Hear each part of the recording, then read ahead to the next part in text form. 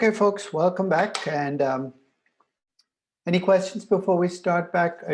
Just one reminder that, and I sent this over the weekend and you probably saw it, is there will be this window on April 2nd where if you turn in your DCF or your intrinsic valuation, I will just give you feedback. It won't be for a grade. I can at least tell you whether you're making some monumental mistake that can get you in trouble.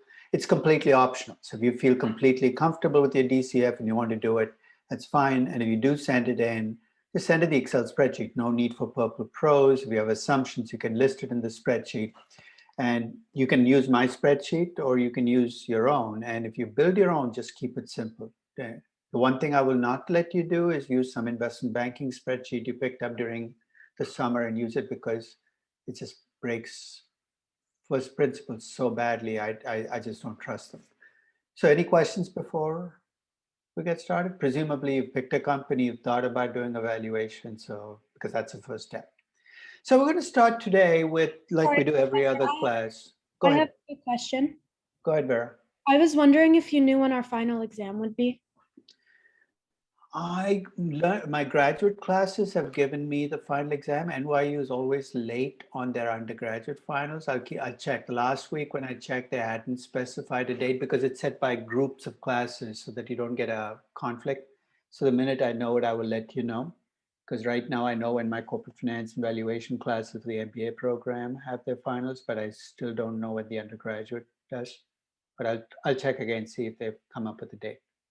And they usually do it mid-semester, but they should have it by now. Thank you. Okay, so let's start with the same kind of test that we did, which is at the start of the class, is that we go through and we ask questions about what's coming. So today we're going to talk about the rest of the loose ends.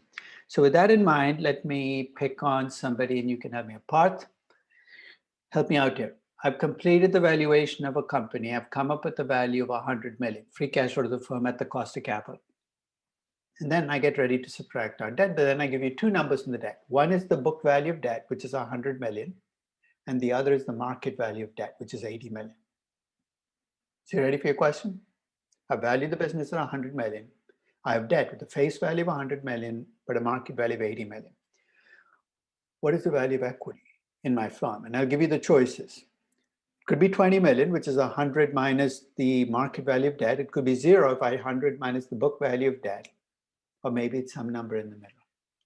So what do you think? What do you think the answer is?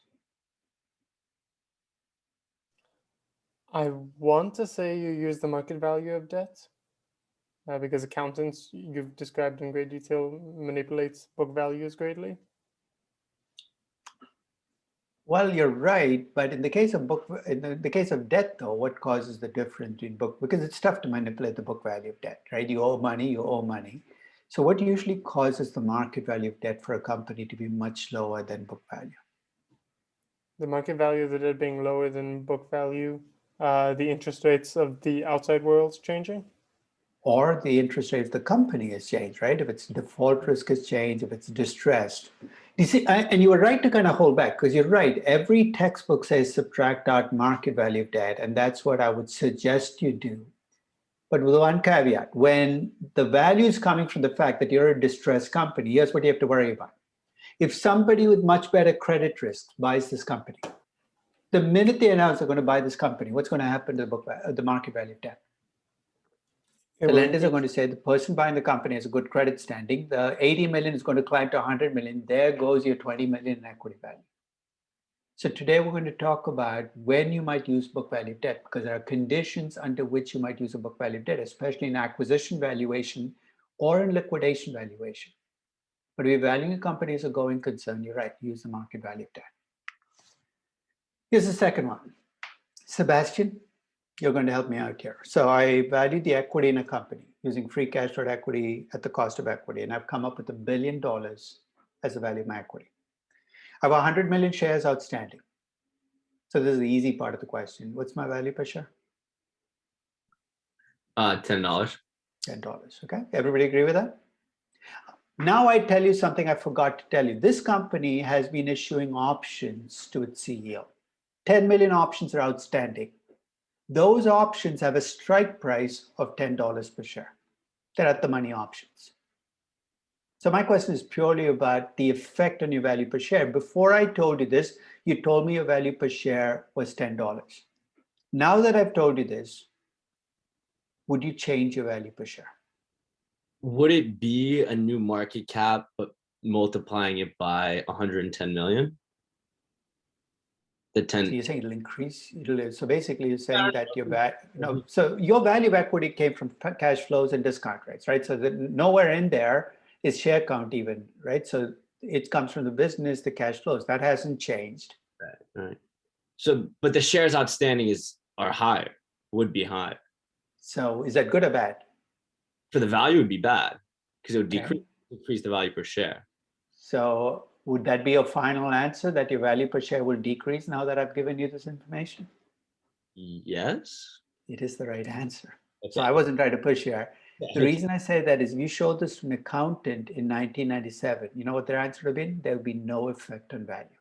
Yeah. And you know why? What's the strike price of the option? The It's $10. $10. What's the value per share? It's $10. And here's how the reasoning would go. If you issue options that are at the money, you're giving away nothing. It's like pieces of paper.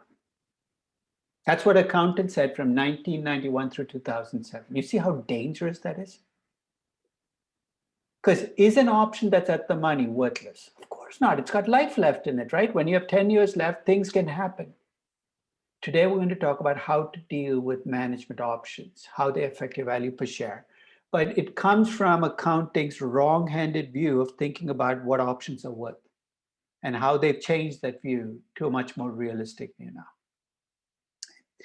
So let's go back to where I left you in the notes. Remember, I presented you with two companies, one simple, one complicated. The numbers were the same. And then I said, hey, complex companies should be worth less. We have to find a way to bring it in. And I said, to do that, I have to do two things. One is I have to come up with a measure of complexity. And the second is I have to convert that measure into one of my numbers, cash flows, discount rates, growth rates, whatever. So when I did this in my class, as I said, I put those two questions out. The MBAs in my class, and I was teaching only an MBA class then, said, why don't you come up with a measure of complexity? You're teaching the class. And I said, okay, I will.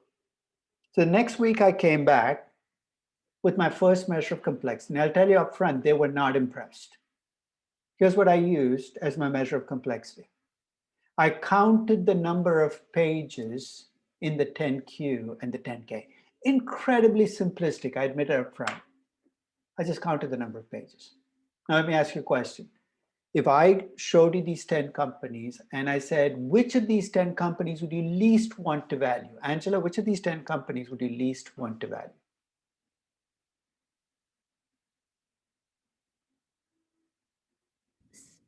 Sorry, Professor, I'm not sure. Anybody want to try? Which of these 10 companies would you least want to value? Citigroup.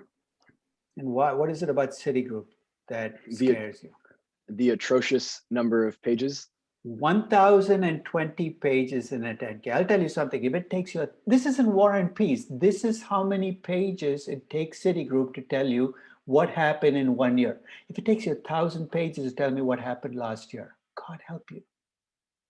And God help me, this is one hell of a messed up company. So I put this up for my MBAs. They're not impressed. They said, we're not paying $150,000 to count pages. We want something more sophisticated. And I said, you're right. So where's my video off here?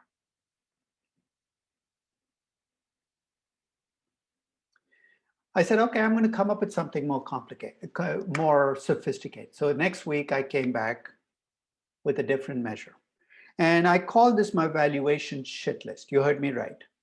It was a measure of complexity that brought in all the stuff they wanted me to. I'll tell you, it's completely subjective. It's based on my experiences. And here's what I was trying to do. I was trying to bring in things that bug me about companies when I value them, put them into a spreadsheet, tell you how much they bug me and come up with a score. The higher the score, the more complex the company. So I'll give you a couple of examples of things that bug me and why they bug me. A company that claims to be geographically diversified but doesn't tell you where. Then why tell me in the first place? Or tells you it's geographically diversified and tells you the parts of the world they're in, but you don't recognize any of the parts, like a Lord of the Rings universe. You say, where is that? Or a company that has a tax rate that jumps around, goes from 83% to minus 53%. I know it's completely subjective, but I built a spreadsheet around it. I came up with a score and I presented my MBAs and I said, do you like this more? And they said, this is so much better than that number of pages crap you showed us last week. I said, okay, but there's one small cost to using this spreadsheet. To come up with the score for Citigroup, what do I need to do? I need to read 1,020 pages, right? I said, I'm not willing to do that. But each of you is valuing a company this semester, right? And they could see the train coming at them down the tracks. Too late to get out of the way now. They said, yes. And I said, this semester, in addition to valuing a company, why don't you come up with a complexity score for your company? They bitched and they moaned, but what choice did they have? They should have just taken my number of pages measure the previous week and run with it. That they pushed me, and now they had it. And that semester, in addition to valuing their companies, they came back with a complexity score for their companies. And they found some very interesting things. First, they found almost no correlation between the size of a company and how complex it was. I thought big companies would be more complex than small companies. No such thing. Second, they found that emerging market companies were more complex than developed market companies, usually because of cross-holding structures.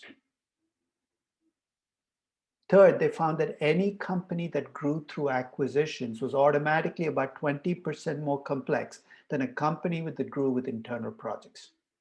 You know why, right? When you grow through acquisitions, what do you start to see on your balance sheet that's a pain in the neck to work with? What's the item that pops up the day after you do the balance sheet or you do an acquisition? You see goodwill, and there's impairment of goodwill and restructuring charges and all that stuff.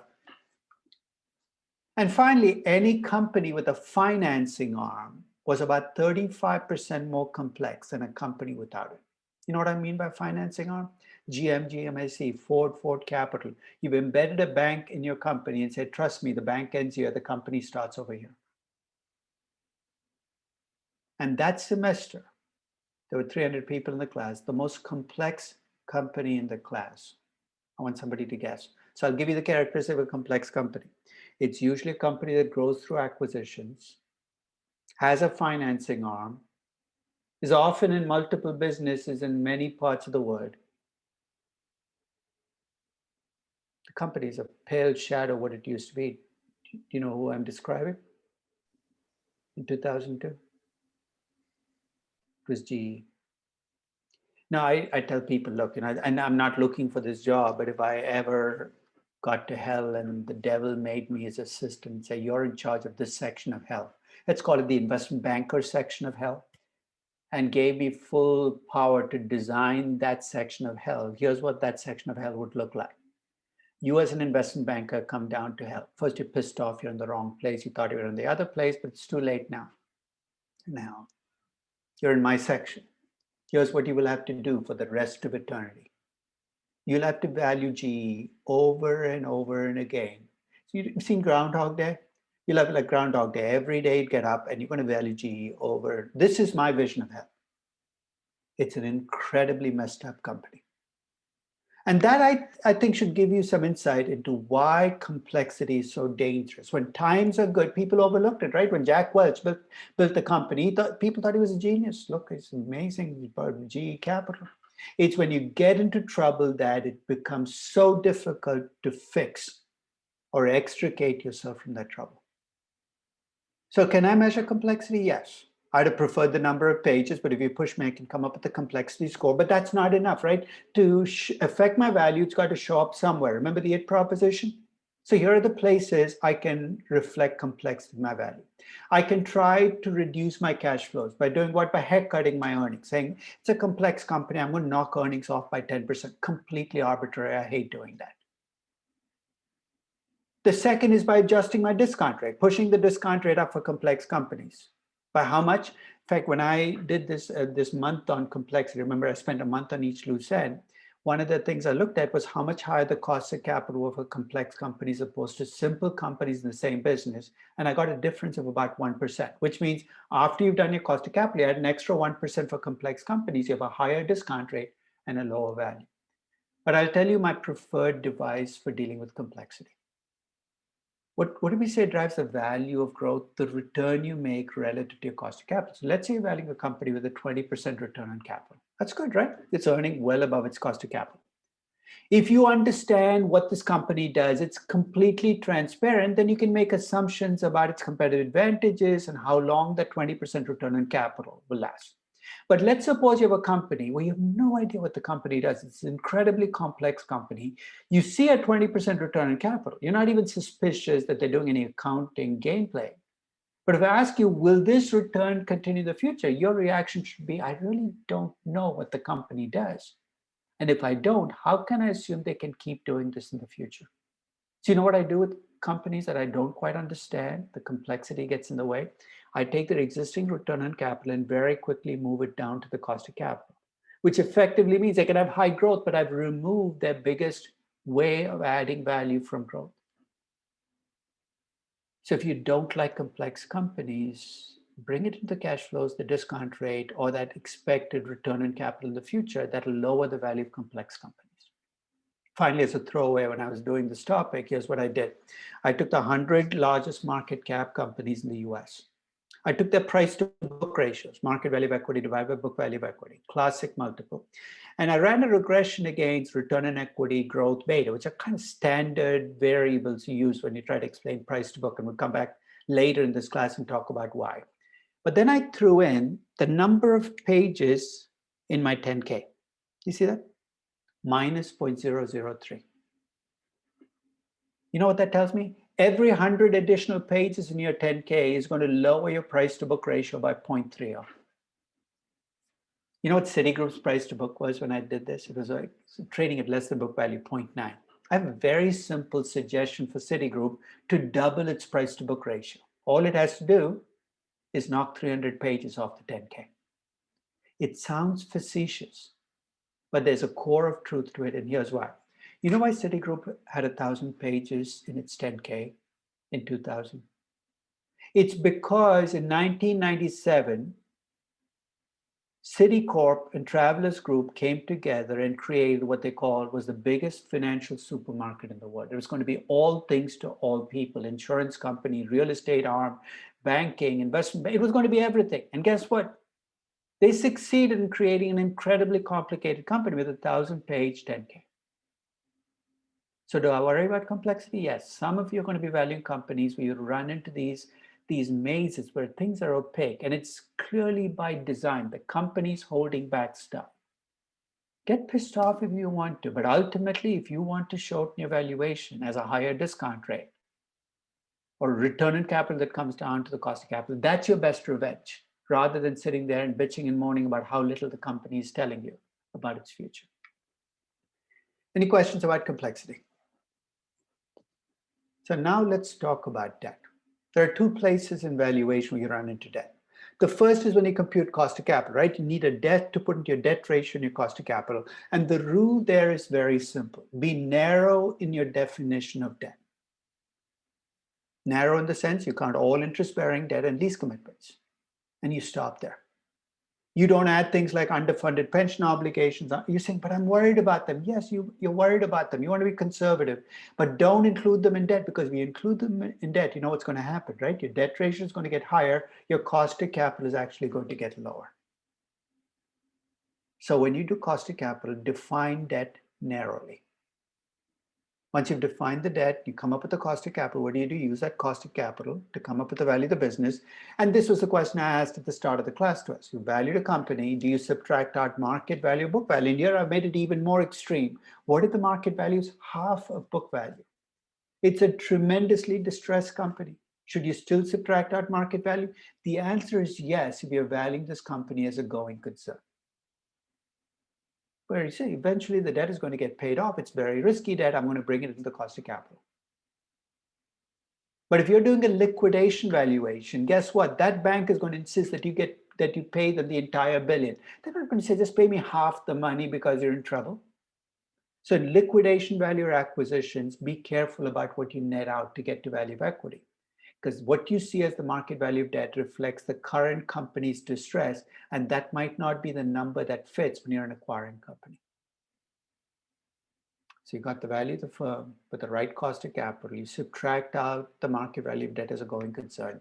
You get ready to brush off your hands and move on. Stop and check. Check and make sure that there's nothing else you worry about as an equity investor. Remember I talked about underfunded pension obligations? So you made all these pension promises. You don't have enough money set aside to cover them. You're legally obligated to make those pension payments. You have an underfunded pension plan. I wouldn't treat that as debt, but if I'm an equity investor in this company, I've got to worry. Somebody's got to come up with the money. So I might subtract it out, even though it's not debt in my cost of capital.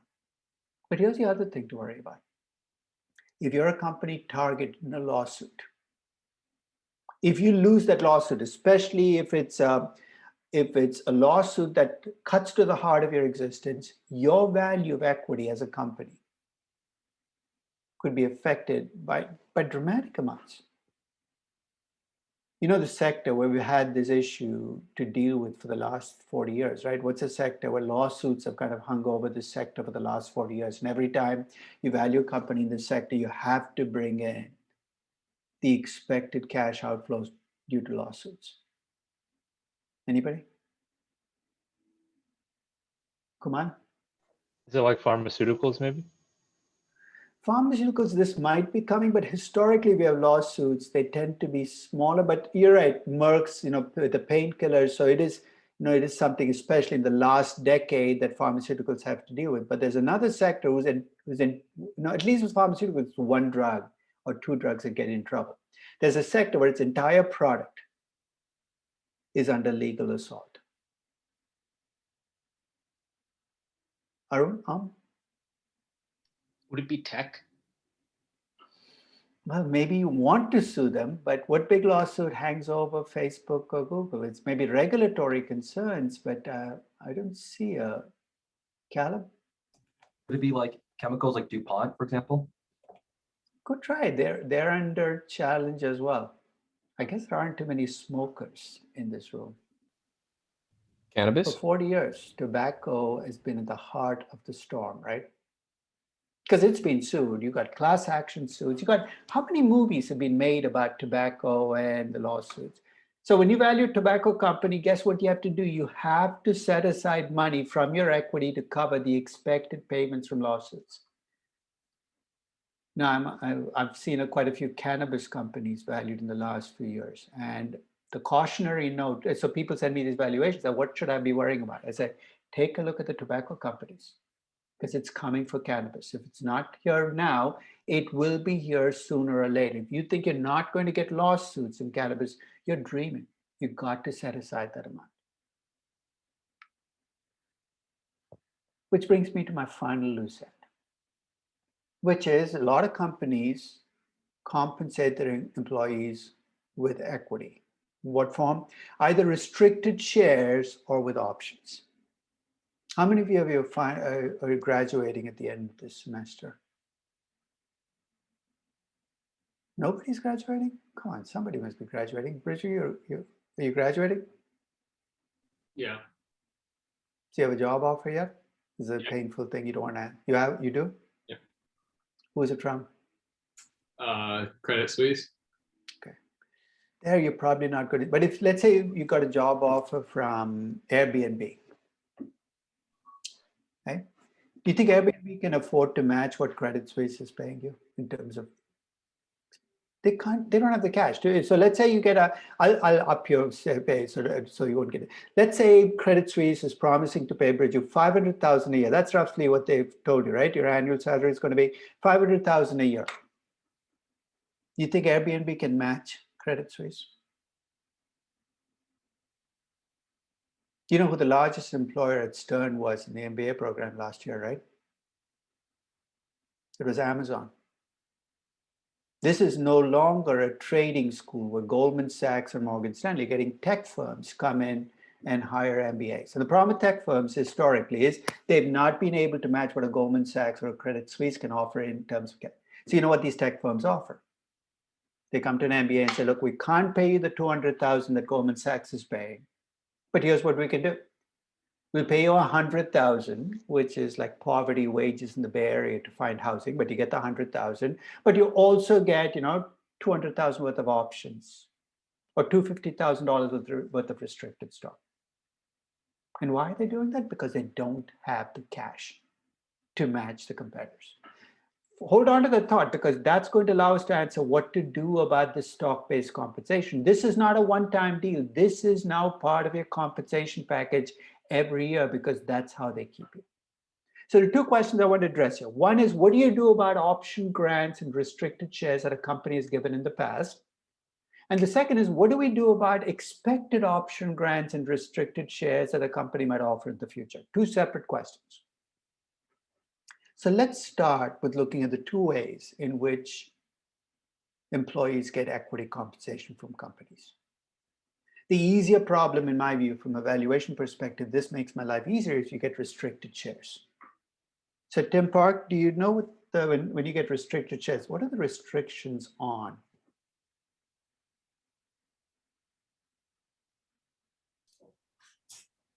That you're restricted to sell and buy.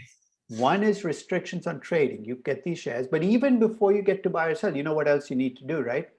You need to vest. What does that mean? You have to stay with the company 2-3 years before you can even get those shares. So there's a vesting period, and then there's an extended period where you can't sell the shares. That's the restricted shares. But they're regular shares, like any other shares. So let's say you're valuing a company. It's got 100 million regular shares, but it's got 30 million restricted shares. Would you count the restricted shares as part of the share count? Absolutely. I've never understood why people say, well, in fact, the reason I say that is you look at Airbnb's prospectus, they actually list the shares outstanding, and then they say, oh, by the way, we didn't count all these restricted stock units that we've offered employees. So why? I guess the bankers told them you don't have Yeah, to that count was them. also. I'm sorry? Sorry. My dog was acting up. Yeah. Okay. So basically, the restricted shares have restrictions on trading and vesting, but you should still count them as shares outstanding. And that's the easier problem. So if you have a lot of restricted shares, you know what I'm going to do? I'm going to add them to the share count and move on. But if you have options, I have a bigger challenge, and here's why. You know how an option works, right? I give you the right to buy shares at a fixed price. It's called a strike price. And what makes options troublesome for companies is that strike price. So when options get exercised, they get exercised because the market price is much higher than the strike price. Nobody exercises options at the money. They wait for the stock price to go up.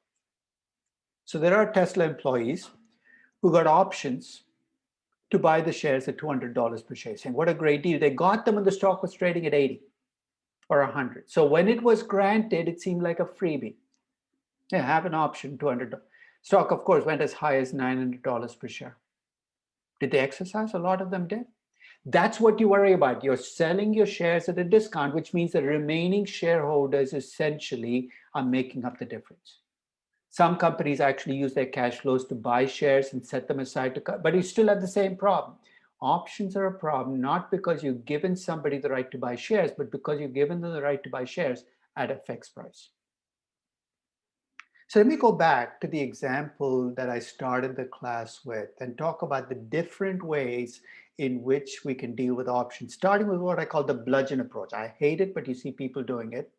To a middle ground approach, which a lot of analysts like, called the treasury stock approach, to the approach that I think is the right approach, where you deal with options the right way. So here's what my company looks like. It has 100 million in cash flow, grows 3% a year with an 8% cost of capital. So if you bring those three numbers together, you get a value for the firm of $2 billion. It has $1 billion in debt. You subtract out, you get a value of equity of $1 billion. Let's say it has 100 million shares. Value per share is $10. So now in this company, I introduce a quirk. I said this company has given 10 million options to its CEO to buy shares at $10 per share at exactly the market price. Now, if I showed this to my accountants in 1995, they'd say, you know what, that shouldn't affect your value per share. Why? Because you're giving away this right to buy shares at the existing price, and that shouldn't affect. It's called an at the money option. And I think we argued right at the start of this class that that's not true. Even if you give options that are at the money, you've given away a piece of equity in the firm. The question is, how do you bring that into value? So let's start with what I call the bludgeon approach. It's called the diluted share count. And here's what you do. You stay with the $1 billion equity value you came up with before by discounting cash flows at the cost of equity. But instead of dividing by the 100 million shares outstanding, you divide by 110 million shares. You count the options as if they're shares outstanding. You see what they're trying to do is that these options could be exercised. We're being conservative. We're going to count them as shares. You know how incredibly unfair this approach is? Even if you assume those options will get exercised, what is this approach not factoring in that should be factored in? If Rodrigo is my CEO, he gets 10 million options, and he decides to exercise the options. How does this process work? I give Rodrigo 10 million shares, right? And what does Rodrigo have to do? He has to pay me the exercise price, right? That options basically work two ways. And how much will he have to pay as an exercise price? 10 times 10, because it's $10 per share. 10 million times $10 per share is $100 million, which will come into the firm. And this approach completely misses that. Do you know what the treasury stock approach does? It brings in the 100 million that Rodrigo is going to pay me into the numerator, saying that's going to come into the firm, that's going to increase my value from $1 billion to 1.1 billion. It divides by the 110 million shares, and here's the magic. In the treasury stock approach, the value per share remains unchanged because the options are at the money. It's the approach that most analysts use when they value companies with options. The danger in this approach is we're assuming that options have no time premium, that an at-the-money option is worth nothing, and we know that's not true. Options have value. So you can already see what I'm going to do, right? Those 10 million options that are at the money. If I can somehow value those options as options, what does that mean? Bring in the time premium, the remaining life, the variance, and value those options. Remember, every time I give away a slice of equity in the company, that's a piece of your equity that was given away. There are no freebies here. So when I give those options, I've given away a piece of your equity. Here's what I'm going to do. I'm going to subtract the value of the options from the value of the equity.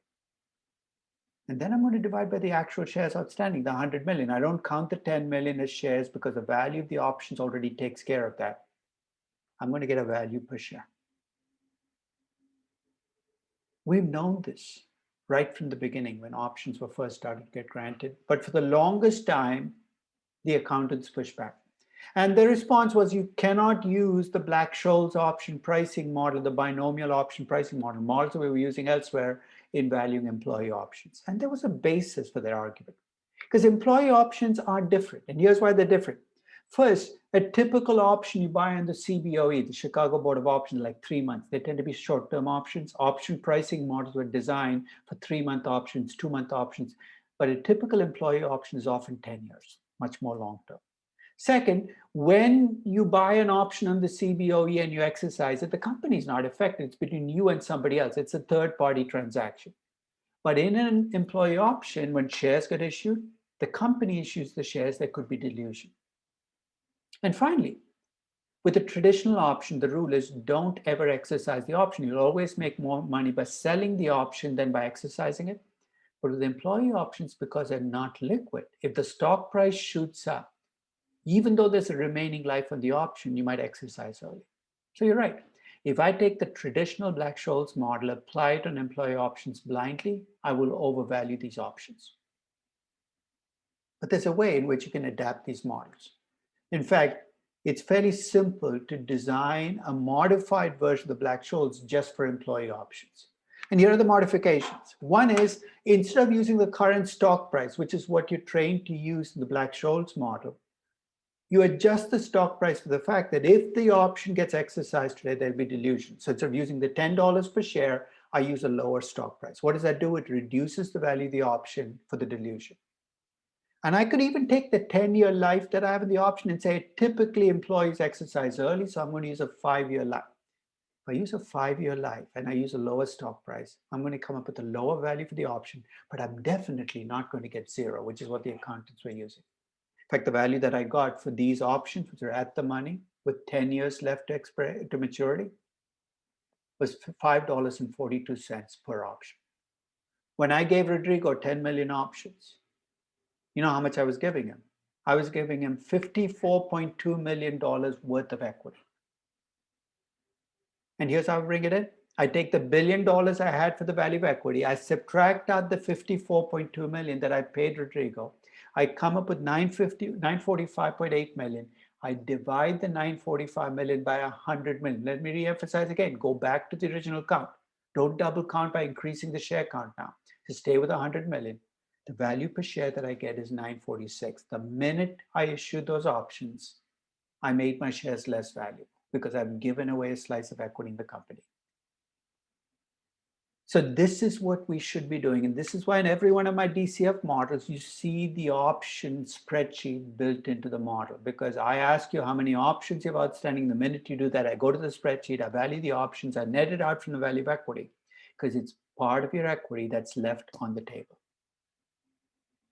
Now we can debate whether we should multiply the value of this equity by these options by 1 minus the tax rate. I would just skip it. I mean, if you really want to bring it in, multiply 1 minus the tax rate, because option expense are tax deductible. I can live with that. But with today's tax law, I don't think you need to do this. Just subtract out the value of the entire options. So that's how we deal with restricted stock and options that have already been issued. Restricted stock pushes up the share count, option reduces the value of equity. But many of these companies are not done. They're going to continue to give options in the future. And 20 years ago, bringing these in took a lot of extra work. But let me give you a little bit of a history of how accounting treatment of employee options has changed over time and how it's changed company behavior. The growth, the surge in using options as part of compensation happened in the 1990s. During the dot-com boom, you had all these young companies. They wanted to give their managers and employees high salaries, but they couldn't afford it with cash, so they gave them options. So every company would go out millions of options. And because the accountant said it doesn't cost you any money, they gave out way too many options. They'd give a 100 million option grant, not even think about it, because it was not showing up as an expense. Finally, in 2007, accounting said, this is getting way out of hand. And they decided to do what I think should have been the right thing from the beginning. They said, rather than give companies a freebie, the year in which you grant the option, we're going to treat it as an expense. You know how we're going to come up with the expense? We're going to use an option pricing model. We finally convinced accountants that you could value options with an option pricing model. So in 2007, if I'd given this grant, that 54.8 million would show up as an expense in my income statement, lowering my income and lowering my earnings per share. That's good, right? Finally, accountants are doing the right thing. So two things happened. The first was companies started shifting away from options to restricted stock because you no longer had a freebie. And restricted stock, as I said, is a much healthier way to give equity in your companies. You know the second thing that happened? Companies started reversing what accountants were doing and giving you numbers before that expense. You know what I'm talking about, right? In many companies, especially young companies, you see something called adjusted EBITDA. You're saying, what is adjusted EBITDA? It'll be whatever the accountant says is EBITDA. But instead of stopping there, here's what the company does. It adds back stock-based compensation. In other words, they're taking all the hard work that was done to bring it onto the books and reversing it. Stupid practice. I don't even know why analysts go along with this. But they do it because they act like stock-based compensation is not an expense. It is an expense. It is compensation. It should be left as an expense. You shouldn't be adding it back. But they continue to do it. Final point about options. If you think about what it is that drives the value of an option, it's high variance and a long life for the option. We think about the kinds of companies that give options. They tend to be young, risky tech companies. Do you see where I'm going? The kinds of companies where options get granted are exactly the kinds of companies where options can have huge values. You cannot afford to be sloppy about them. You cannot afford to use the treasury stock approach. You have to value the options as options. Any questions about the loose ends? Go ahead, Joe. So about stock compensation. So like, let's say you're looking at a report from like the quarter after a direct listing or an IPO. Sometimes there's like a really big stock compensation, I guess from the direct listing or something. So No, that shouldn't be from the direct listing. The only thing you have to show as a compensation expense is the new options were granted during that quarter.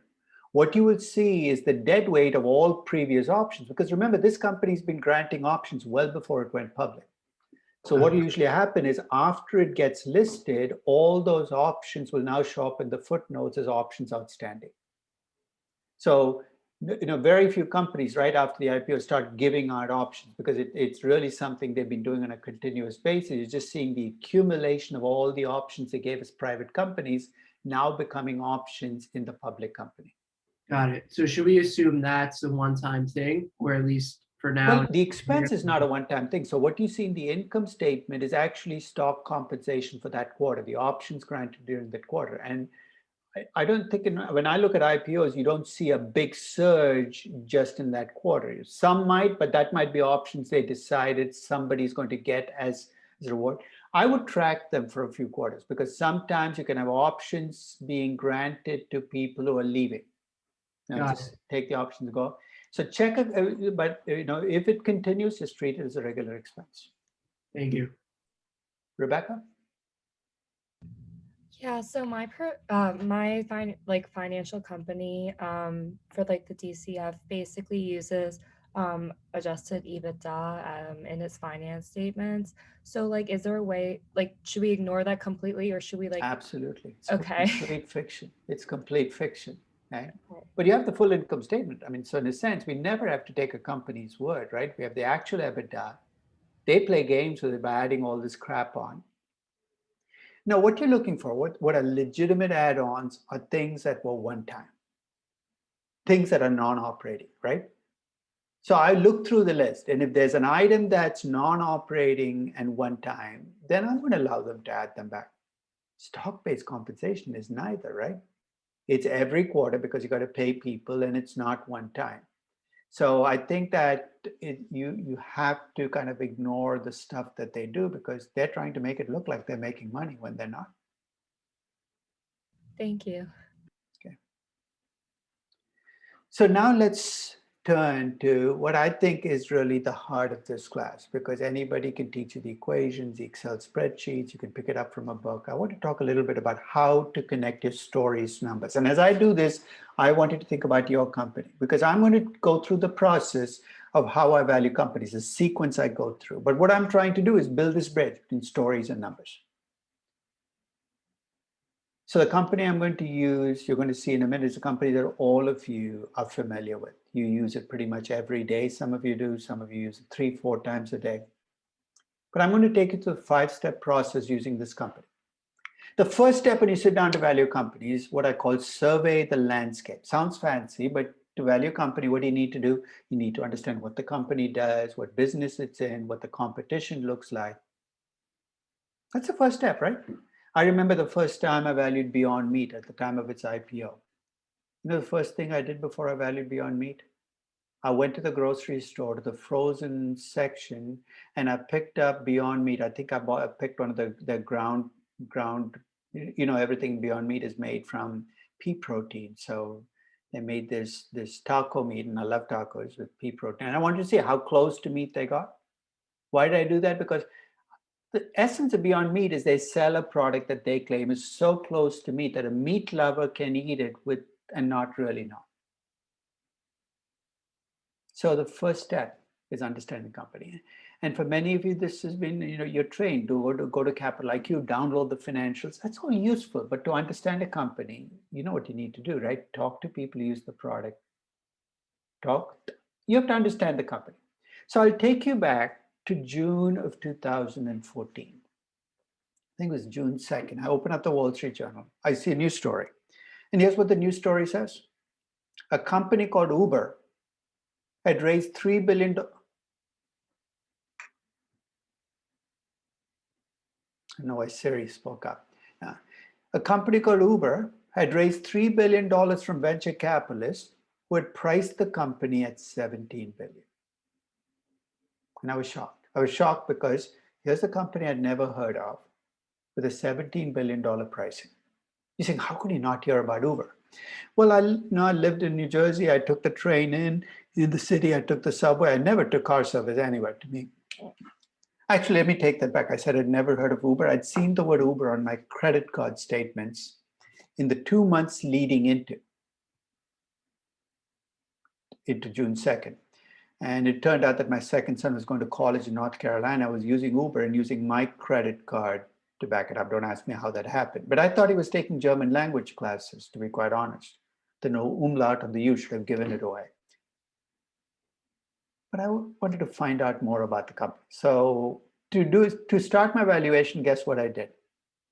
I look at the financials. There were no financials of the company. It's a small private company. There was almost nothing out there. So I called my son in North Carolina. So I said, and I call him, it's 11:30 in the morning. He doesn't pick up his phone. He's still sleeping. He was keeping what I call college student hours. Some of you might be familiar with that, which is you go to sleep when you feel like going to sleep. You wake up when you feel like waking up. The sun, the moon, none of this has anything to do with when you sleep or when you're awake. And he wouldn't answer the phone. So I called my niece who lived and worked in Chicago, and she had to be awake because she had a job. So she was technically awake at her desk. Her eyes were open, but she was in a horrifically bad mood. She picks up the phone and she says, "What do you want?" That's how she starts the conversation. So I said, "Have you heard of a company called Uber?" She said, "It's a ride-sharing company." I said, "What the heck is a ride-sharing company?" She said, "I don't have the time to tell you. Why don't you just download the app and find out for yourself?" Hangs up the phone. I should talk to a mother about this behavior, but I sit in my office at NYU 44 West 4th Street. I download the app. I hit the app. Magical things start to happen on my phone. A GPS opens up and I can see a car trying to drive towards me. Why? Because it's New York City. You don't get from point A to point B. You just try. You go down one-way streets, you're blocked, you go around. So I can see the car zigging and zagging, trying to get to 44 West 4th Street. And I can see a name in the car. It says George. This has never happened to me with a yellow cab. I'm fascinated. 15 minutes later, George and his car pull up in front of 44 West 4th Street. I run out and say, "Hi, George." He says, "You didn't enter a destination. Where do you want to go?" I said, "Nowhere in particular. Can you drive me around for about 30 minutes? I have some questions to ask you." He briefly thought I was a serial killer, but then he said, "You know what? I think I can take you. Get in the back seat." So I get in the back seat, start asking questions. I said, "Is this an Uber car you're driving?" He said, "No, this is my car." I said, "Are you an Uber employee?" He said, "No, I'm an independent contractor." I said, "Why do you do this?" He said, "I have a regular job. I don't make much money at that job. I already own this car, and Uber allows me to make a second income on the car." So I asked him, "Why do you need Uber?" He said, "In New York City, it's illegal to stop on the street and offer someone a ride. Uber connects me with customers." I said, "Okay, that makes sense." 20 minutes later, he drops me back at NYU, and I offered to pay him. He should have just taken the money. He said, "You don't have to pay me." I said, "It's free?" He said, "No, it's not free. When you downloaded the app, they ask you for a credit card." I said, "Yes." He said, "They will charge you. Uber will charge you." And then I remember asking, "How do you get paid?" He said, "They'll send me 80% of the fare." And I remember asking, "Why 80%? He said, "I don't know. That's what they all do." And he drives off. At this stage, I had a sense of why Uber did what they did. For connecting cars to customers, they got 20% of the fare. Which left me with one final question. What is so special about Uber that my son and my niece like the company so much? So I decided to call my son again, this time at a civilized hour, and he had no choice but to be awake, like 3:30 in the afternoon. He was finally awake. And I decided to put him on the defensive right away. You can extract more information that way. I said, "No. I've been noticing you've been using my credit card for your ride sharing." And I didn't even know what ride sharing was until I talked to my niece, but I acted like I knew. "Why are you doing that? You own a car down in North Carolina. Why would you need to use a ride sharing service?" And I still remember what he told me. He said, "Dad, on Friday nights and Saturday nights, I really like Uber." Now, as a parent, there are some follow-up questions you never ask, but I kind of got what he was saying. I said, "What do you like about Uber?" Because this is a kid who would never call a yellow cab. It's not even in his frame of reference. He wouldn't even know where to start. So what do you like about Uber? He said, "I can call the car from the bar." I said, "That's a plus." I said, "But you must wait forever, right?" He said, "No, they come faster than a cab." I said, "But they must be really expensive, right?" He said, "They're cheaper than a cab." I So cars must be filthy, right? He said, they're cleaner than a cab. I said, let me get this straight. They come sooner than a cab. They're cheaper than a cab. They're cleaner than a cab. I knew that that moment that cab service was destined for doom. That ride sharing is going to win out, which left me with one final question, which is, what makes Uber so special? Why couldn't I start my own ride sharing service in my basement with a big computer, connect drivers to customers? And I could think of two things that Uber had that I didn't. The first was $3 billion. They had it, I did not, a little bit of a disadvantage. The second is that they were there first. You're saying, so what? This is a business with networking benefits. You know what that means? As companies get bigger, it actually gets easier to get bigger. And here's why. If you're a driver and you want to drive for a ride-sharing service, do you want to go with the established ride-sharing service or the one that's a startup? I'm going to go with the established service because that's where all the customers are. And if you're a customer who wants to download an app to your phone, you don't want to start with the startup ride-sharing service where there are no cars around. You want to go with the ride-sharing service where there are hundreds of cars around. And you know what I did after I did this research? Because this was what passed for research. There was no ratio analysis. There was no downloading of financials. It was talking to people. I drew a picture of what I've learned about the company. It's very simple. It's a, hey, here's why drivers like to drive for Uber. It allows them to earn a second income. Here's what Uber gets out of this. Here's why customers like Uber. Here's what makes Uber different from its competitors. This is going to be the landscape from which I'm going to build my story. And I'd encourage you, once you've learned about your company, and you can do financials if you want, and think about what your company does. What makes its products different from its competitors? Why do customers like or dislike its products? Because that's going to be the foundation for the next step. So surveying the landscape sounds fancy, but it's just talking to people, looking at the financials, getting a sense of what the story for your company is going to be. So now comes the storytelling part. And my only suggestion to you is remember, you're telling a business story, not writing a creative novel. So don't create characters who wander on and off for no reason at all. It's just distraction. I'll tell you what kind of story you should not be telling. About 15 years ago, my oldest son came to me with a reading suggestion. He said, Dad, you should read this book, amazing book. And I take my kids' reading suggestions very seriously. So I ask him for the book and he gives me the book, and it's a book that says Game of Thrones. It's like 1,200 pages long. So I get started on it. 2 weeks later, I remember calling my son saying, hey, Ryan, I'm too old for this. There are hundreds of characters in this book. They wander on, they wander off, they die, they come back to life, they're good, they're bad. I've kind of given up on this. I couldn't finish the book. If you tell a business story, don't make it Game of Thrones. You don't have 8 seasons and 80 episodes to tell your story. You have like 15 minutes. Keep it short and keep it focused. Focus on what? No matter what story you tell, as an investor, what do you need to convince me? That you've thought about a way of making money. Is that asking too much? If you ask me to invest in your business, how do you plan to make money that you haven't even thought about that? So this evening, here's what I want you to do. If you turn on CNBC anytime after like the market closes, Shark Tank episode after Shark Tank episode, right? Watch it actively. As founders pitch their stories, ask yourself, are they telling a focused story? Are they keeping it simple?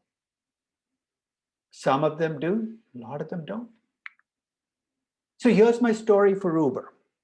I'm going to describe Uber as an urban car service company. And this is in June of 2014. The reason I emphasize the date is I valued Uber every year since 2014, including their IPO. Do you think my story for Uber changed over time? Of course it did. Why? Because the world changed around me. I learned things about the company.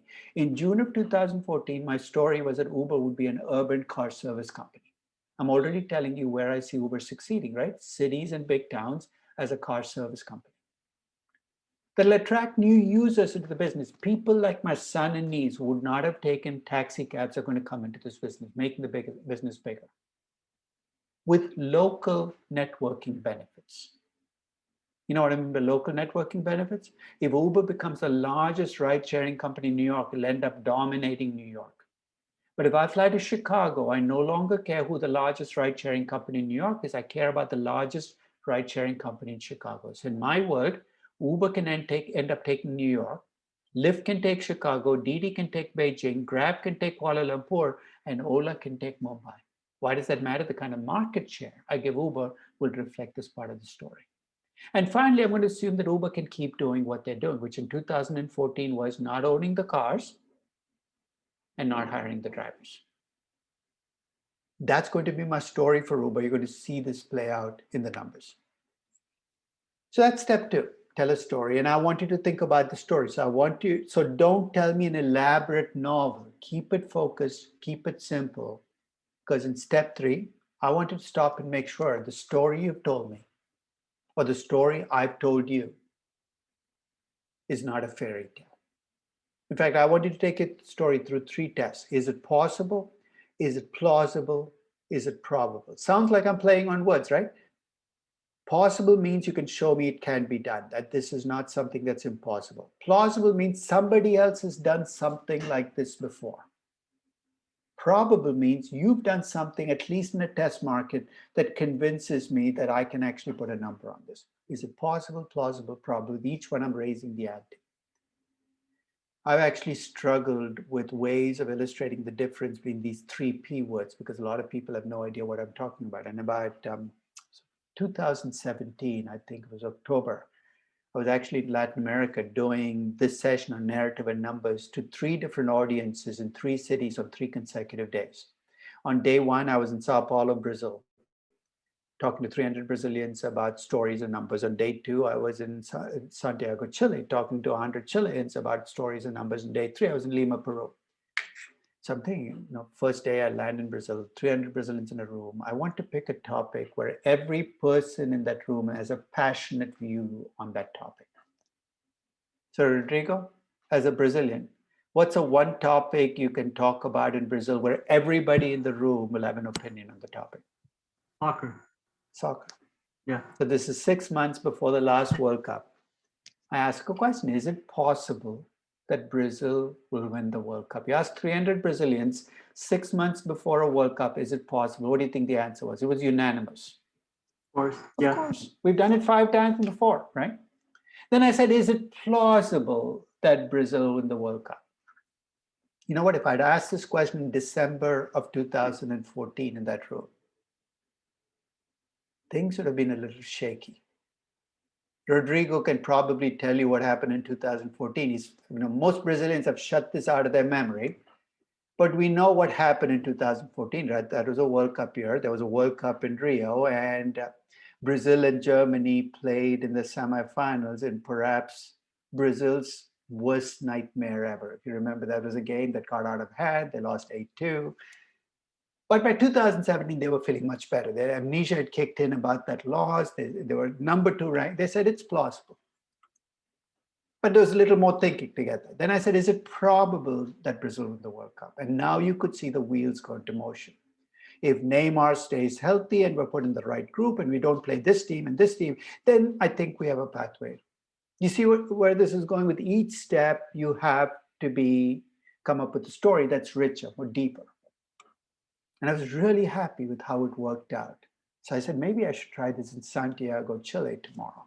I should have done my homework, but I did not. So I land in Santiago, I walk into that room, 100 Chileans in the room, and I ask, is it possible that Chile will win the World Cup?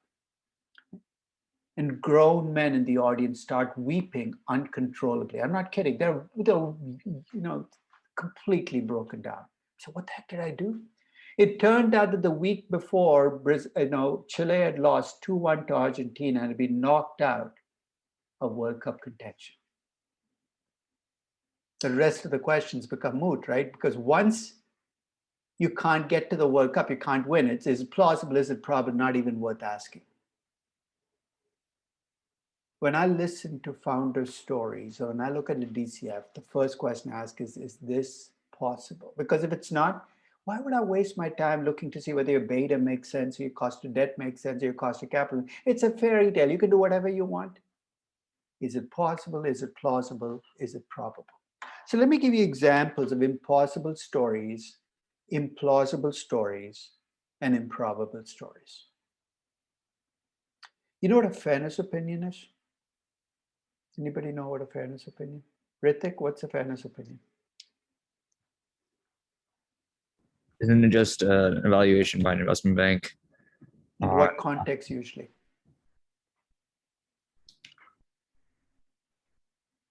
About just how fair like a spin-off or a merger or an acquisition is? Usually it's in the context of a merger or acquisition that fairness opinion is the investment bank saying you're paying a fair price.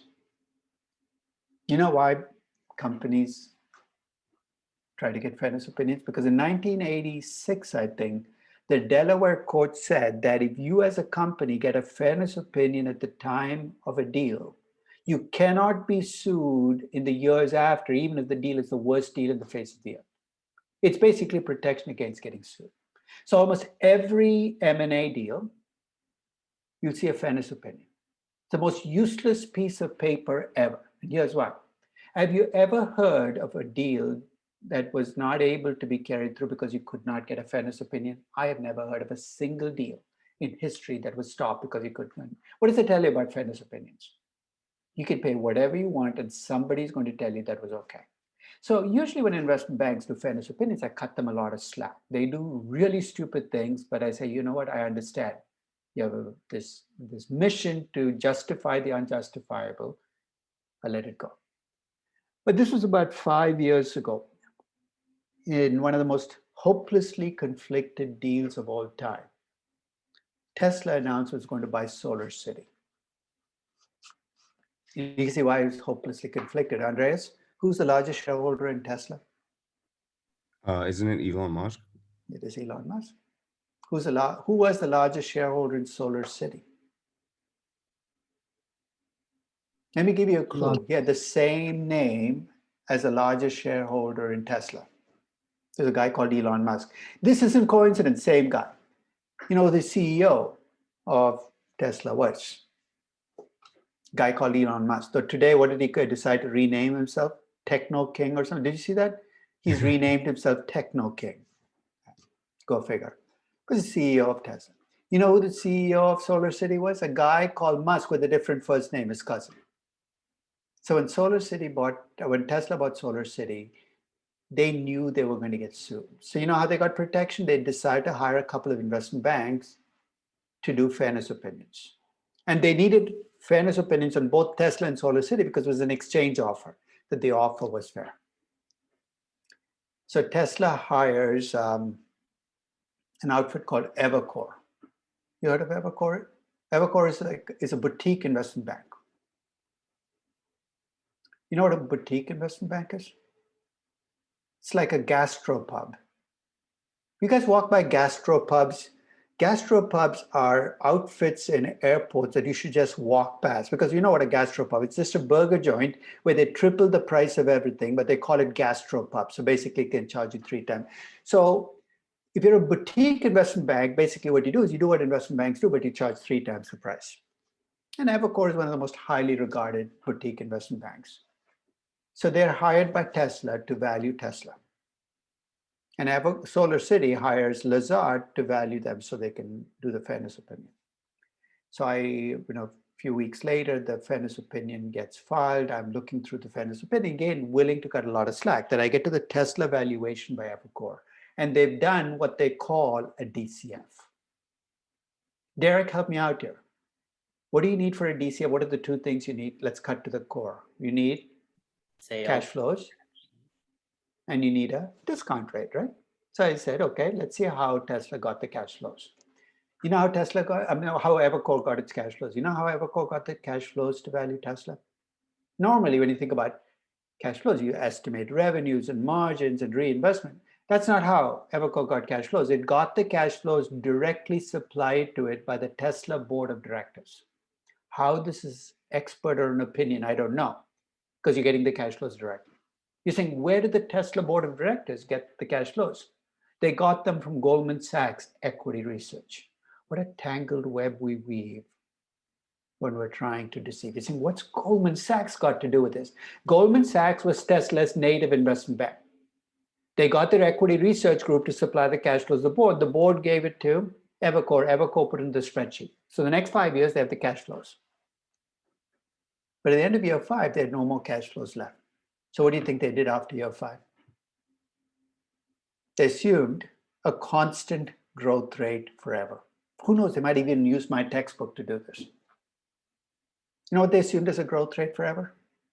6% a year. My first reaction is, what currency are you doing the valuation in? Maybe it's Argentine pesos and you forgot to tell me. This is a US dollar valuation in 2016 and you're using a 6% growth forever. We said, so what? What do you think would happen to Tesla if it grew 6% a year forever? In an economy, US economy grows 2 to 3%. In about 25 years, it'll be the US economy. Then what? Oh, globalization. In about 40 years, it'll be the global economy. I can't even visualize a world that's all Tesla all the time. You'd have to live in your Tesla, eat your Tesla, get healthcare and entertainment from your Tesla. Everything's got to be delivered by a Tesla. But after 40 years, then what? The only way I could get the story to work was to bring SpaceX into my story. You see what happens in this story? After 40 years, Tesla is now the entire world. So what do? They put Teslas on spaceships and send them to Mars. I don't know, wherever, Venus, Jupiter, wherever you decide to send it. This is an impossible valuation. In fact, I have described this as the worst valuation I've ever seen done. Not just by a bank, by anybody, anywhere. This is about as bad as it gets. And for churning out this piece of crap, you know how much Evercore got paid? $9.5 million. There's no justice in this world. $9.5 million. This is an impossible valuation. You have valuations where people project revenues. I used to remember somebody in this class about 4 years ago valuing Netflix. And they were projecting. So it was the middle of the semester, just like now, and they were, I asked them to turn in their DCFs for feedback. So he turns in the DCF. He's got this huge value for Netflix. I love Netflix as a company, but it's a company that's really difficult to find undervalued because it's so richly priced. But he came up with a value 4 times higher than the price. So I'm curious, what did he do? So look at his revenues, and he's projecting revenues of $600 billion in year 10 for Netflix. So I emailed him. This is when I was teaching in person. I said, can you come into my office? I need to talk to you about your DCF of Netflix. So he comes in. He says, what? And I said, no. Do you have Netflix? He said, yes. And I said, what do you pay each year for Netflix? That time, he said, I pay about $100 a year. I said, okay, that's interesting. I noticed you have $600 billion in revenues in year 10. How many subscribers would Netflix need to have in year 10? He pulled out his calculator, seemed to be attached to his hip. So I said, you don't need a calculator. You got revenues of $600 billion. You assume $100 per subscriber. That's $6 billion subscribers. Am I right? He said, I guess so. But he said, I don't know where this is going. I said, just hang in there. Just a couple more questions, then I'll let you go. So what's the population of the world? He said, I don't know. But 7. I said, let me fill in the details. About 7.5 billion.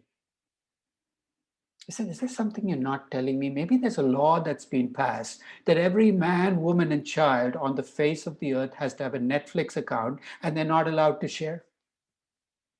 He said, don't be absurd. I said, I'm not the one estimating 600 billion in revenues. You are. You know what he said? I was just using last year's numbers. I said, what? He said, I took the growth rate in subscribers last year, which was 40%, and I made that my growth rate every year for the next 10 years. It's amazing what compounding can do to your numbers.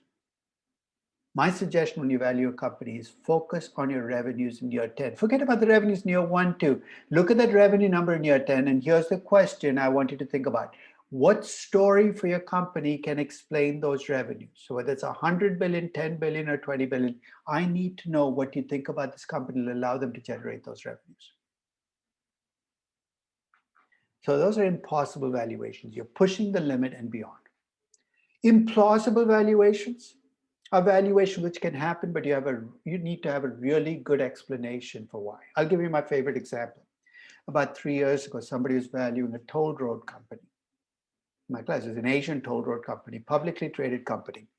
He was projecting huge revenue growth for the next 5 or 6 years. No, actually for the next 10 years, but no reinvestment. And usually that's a mismatch. How do you grow without reinvesting? So I pushed back, and he gave me a story, which once I heard the story, I said, that makes sense. He said, this toll road company has been building toll roads for the last 10 years. They just opened their first toll roads last year. The growth is coming from more people using the toll roads, but they're done building. They have no reinvestment, lots of growth. You know what? I backed off. In fact, when you send in your DCFs on April 2nd, those of you choose to do it, here's what I'm going to check. I'm going to check your growth assumptions. Remember, the growth assumptions could be high, average, or low, and I'm not going to push back. I'm going to look at your reinvestment assumptions. Remember, that's the difference between your earnings and your cash flow, what you're putting back in the business, and your reinvestment assumption can be high, average, or low. And then I'm going to look at what your risk assumptions give you as a cost of capital. Remember, the median cost of capital in dollar terms for a company is 6%. I'm looking to see whether they have an 8 or 9 or 10% cost of capital or a 4% cost of capital. And here's why. If you have high growth, here's what I expect to see. I expect to see high reinvestment and a high cost of capital. If you have low growth, I expect to see low reinvestment and a low cost of capital. And if I don't see that match, I'm looking for your story of why your company is different. So you give me high growth, low reinvestment, low risk. Be prepared with a story that just, it's not impossible, but you need to come up with a strong story to justify it. So in my Uber story, I was not being that ambitious. Urban car service company, because I was not being ambitious, it was clearly possible. They were already doing it, plausible and probable. I was able to pass the test. Now, if I told a much bigger story for Uber, this would be a much more difficult test to pass. So I'm going to end today's session with what I call the runaway story. You know what a runaway story is? It's a story you like so much that you want it to be true. And here's what you will see as ingredients in a runaway story.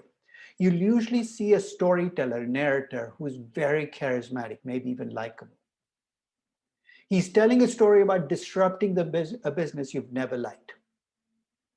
And finally, he's also telling you that while this story plays out, that he's going to make the world a better place. So you've got a charismatic storyteller, a story disrupting a business you've never liked. And if the story plays out, the world is going to be a better place. So you want the story to be true. So let's make this less abstract. Let me tell you a story. And you tell me whether this story is a story you would like to be true. It's about a 19-year-old who drops out of Stanford. Who does that? What is the acceptance rate at Stanford last year? Like -3%, unless you happen to be a synchronized swimmer or came in through the side door. One of the most selective universities in the world. This person gets in and drops out at 19 to start a business. Now, part of you saying, now the software guy.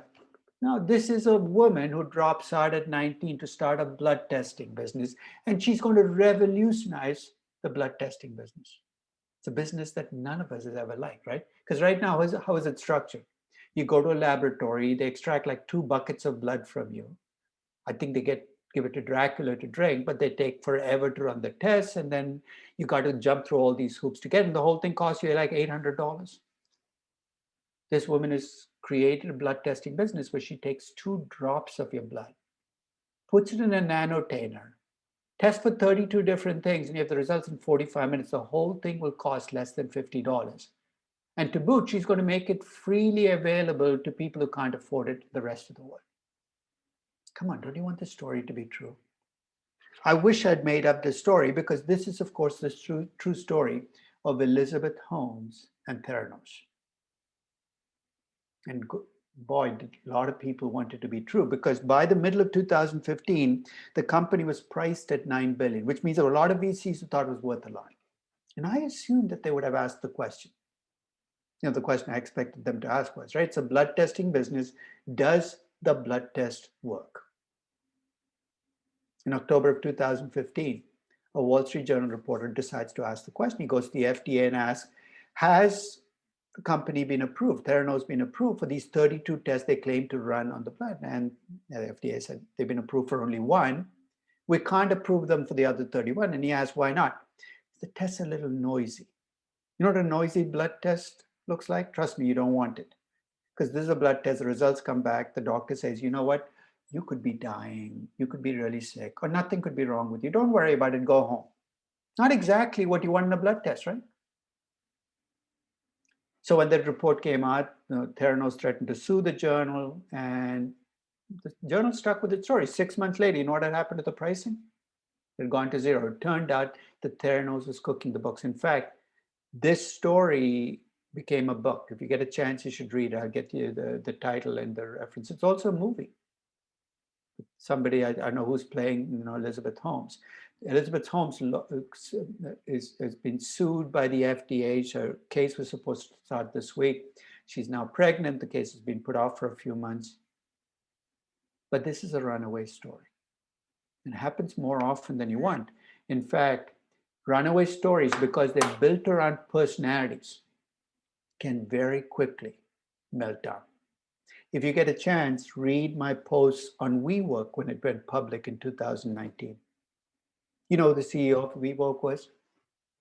A guy called Adam Newman. If you get a chance, go on Google, type in Adam Newman. You know how he became famous? Through a TEDx talk. The TEDx talk was the power of we, which of course became WeWork and the $60 billion company, charismatic, narcissistic, which makes the we kind of strange to use because he talked about community. But he got a lot of people to buy into his story. And then what did we discover? That he was an arrogant, self-indulged, basically, not quite grown up. And guess what happened to the WeWork story? It completely melted down.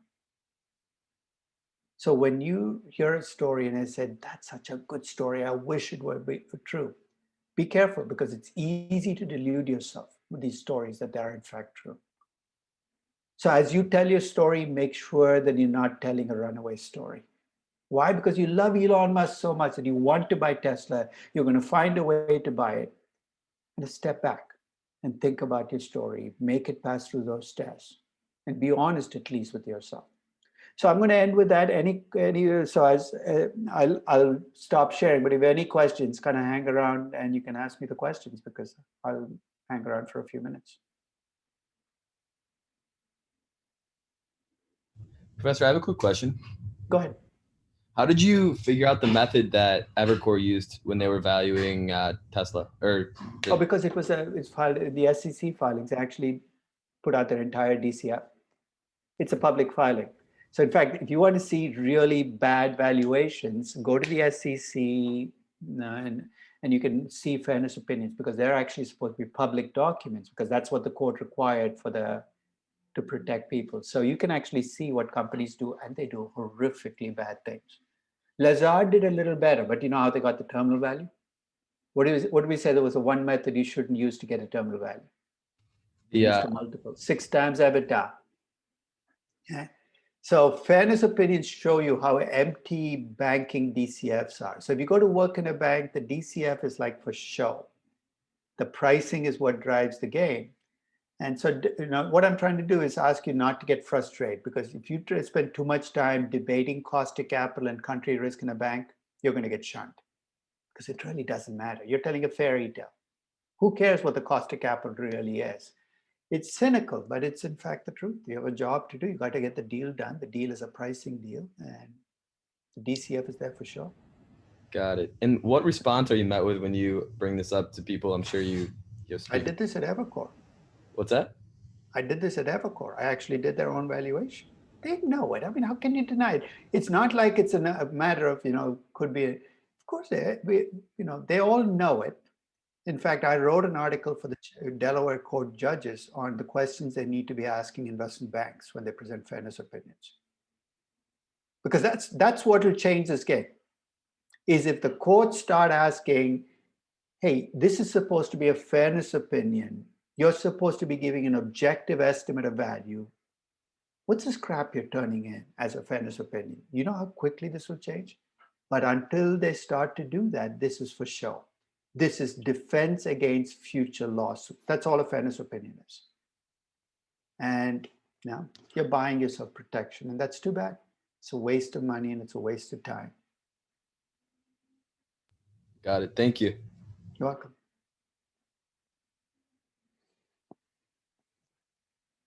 Any other questions, guys? Thanks, No? Professor. Take care. Have a good one.